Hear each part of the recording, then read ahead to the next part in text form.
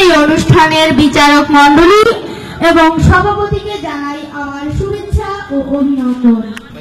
সচেতন নাগরিক কমিটি সনাক আয়োজিত আজকের এই তথ্য মেলায় সকল সুধীবৃন্দকে জানাই আমার পক্ষ থেকে শুভেচ্ছা ও অভিনন্দন।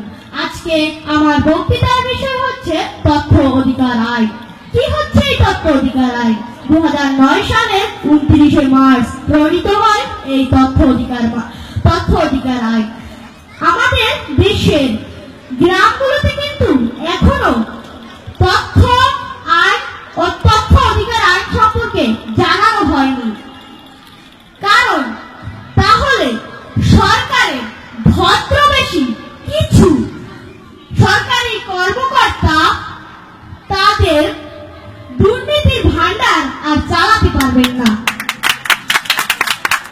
আমাদের তথ্য অধিকার আইন নানাভাবে কাজ করছে।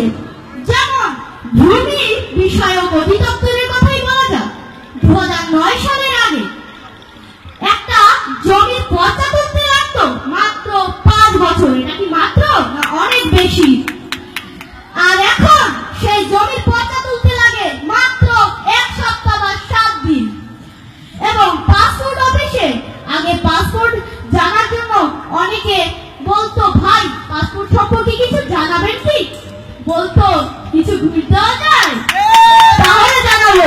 এখন তারা এই তথ্য জানাতে বাধ্য। কারণ এই তথ্য জানাতে তারা যদি অস্বীকার করে তাহলে তাদের বিরুদ্ধে আমরা এক প্রকার আইন নিতে পারি, সেটা হলো তথ্য অধিকার আইন। তথ্য অধিকার আইন 2009 সালের 29শে মার্চ জাতীয় সংসদে প্রণীত হয়। আমরা জানি তথ্য অধিকার আইন সম্পর্কিত এই তথ্য মেলা পটুয়াখালীতে প্রথম।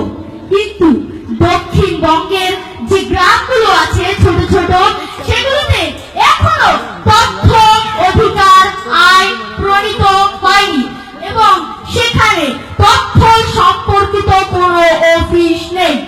আমি বাংলাদেশ সরকারকে অনুরোধ করব, এই সব এলাকায় যেন একটি করে তথ্য সম্পর্কিত অফিস থাকে।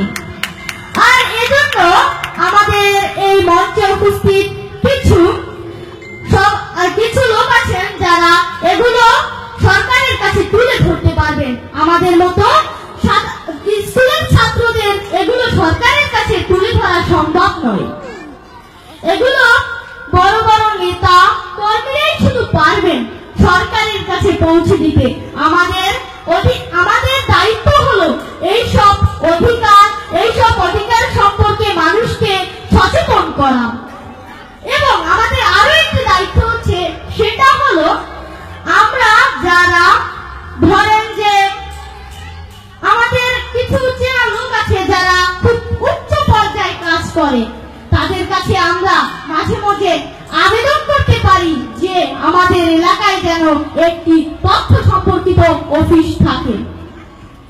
আমার বক্তব্যের সময় খুব সংক্ষেপ, আমি আপনাদের সময় নষ্ট করব না। তথ্যই শক্তি, জানবো জানাবো রুখবো, এই স্লোগান নিয়ে আজকের এই মেলা যেন সার্থক হয় সেই জন্য আমি দোয়া করছি।